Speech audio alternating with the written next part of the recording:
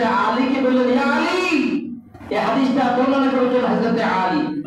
আন আলী রাদিয়াল্লাহু তাআলা আন্না নবী সাল্লাল্লাহু আলাইহি ওয়াসাল্লাম قال يا علي ثلاث لا تؤخرها الصلاة إذا آتت والجنازة إذا حضرت والأئمة إذا وجدت لها كفوا। আল্লাহ নবী সাহাবী আলী রাদিয়াল্লাহু আনহু বর্ণনা করেন, তিনি বলেন রাসূল করিম সাল্লাল্লাহু আলাইহি ওয়াসাল্লামকে বললেন, ইয়া আলী, ও আলী, তুমি শুনে নাও, সালাসুল লা তুআখিরহা, দুনিয়ার জমিনে তিনটা বিষয় এমন, তিনটা বিষয় কোনোদিন দেরি করা যাবে না। সুবহানাল্লাহ। লা তুআখিরহা সালাত, তিনটা কাজে দেরি করা যাবে না, তাড়াতাড়ি সেই কাজটা তুমি সারিয়ে ফেলবা।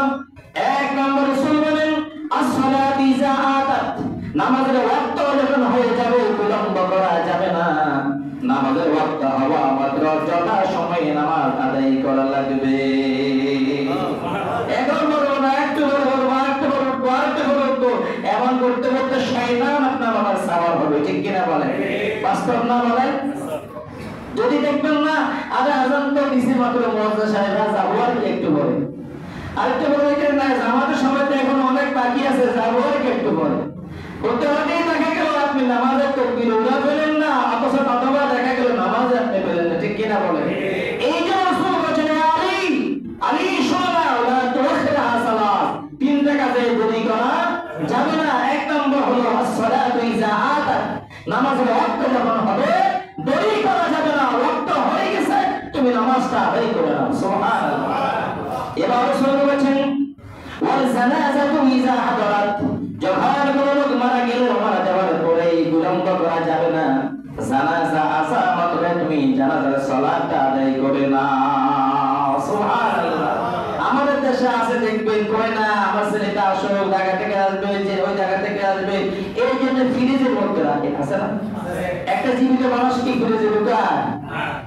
একটা জীবিত মানুষ কি ফ্রিজে ঢুকায়? আমাকে আপনাকে ঢুকতে যাবে, আমি আপনি ঢুকতে রাজি হবো? কেন রাজি হবো না? এটা আমি আপনি সহ্য করতে পারছি না বলে, ঠিক না বলে? আমাদের শরীরের সাথে সেটা হচ্ছে না বলে আমরা পারবো না। একজন মানুষ মারা যাওয়ার পরে আল্লাহর হাবিব বলেন, তাকে সর্বোচ্চ সম্মান তোমরা দাও, গোসল দিবা, ধীরে ধীরে দাও, তাড়াহুড়া করে না।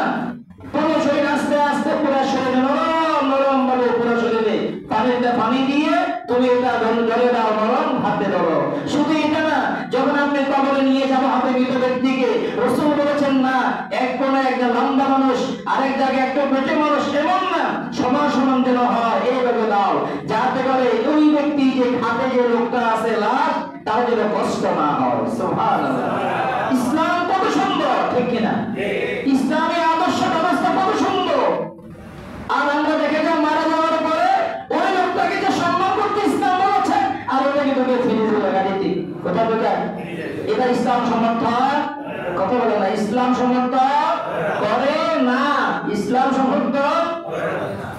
তাহলে মানুষ মারা গেল, আপনি যত দ্রুত আপনাকে দাফনের ব্যবস্থা করবেন। জানাজা হাজির হয়েছে, আল্লাহ হাবিব বলেন, আলী ইজা জানা, রাসূল বলেছেন, জানাজা ইজা হাদারাত, জানাজা উপস্থিত হলো, দেরি না করে জানাজার সালাত আদায় করে না।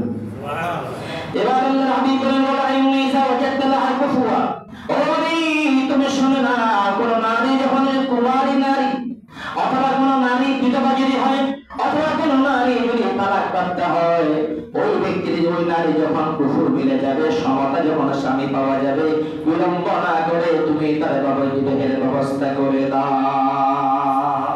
সুবহানাল্লাহ। একটা মেয়ে আপনার বড় হলো, মেয়েটা আপনার বড় হয়েছে, বিবাহের উপযুক্ত হয়েছে, আপনি বাবা, আপনি মা, আপনার মাথা টেনশন কাজ করবে, আমার মেয়েটা কিভাবে আমি অন্যের হাতে বরখাস্ত করবো, ঠিক কিনা বলে? আল্লাহ রাসূল বলেছেন, হয়তো বা কোনো একটা মেয়ে তালাক হয়েছে, বিধবা হয়েছে, সে অন্যায় কাজে জড়িত হওয়ার আগে তুমি মা বাবা দায়িত্ব পালন করো, ওই মেয়েটাকে বিবাহ দেওয়া লাগবে। তার কুফু যখন মিলে যাবে, সমাতা যখন মিলে যাবে, কুফু মিলবে কিভাবে? কুফুটা হলো এইভাবে, আপনার বংশের সাথে ওদের বংশ মিলছে কিনা, আপনার মেয়ের পড়ালেখার সাথে তাদের ছেলের পড়ালেখা মিলছে কিনা, আপনার পারিবারিক রাষ্ট্রদের সাথে ওদের পারিবারিক মিলছে কিনা, আপনি দেখবেন যখন মিলে যাবে, আল্লাহর হাবিব বলেন, তুমি তখন তাকে বিবাহের ব্যবস্থা করে দাও। সুবহানাল্লাহ।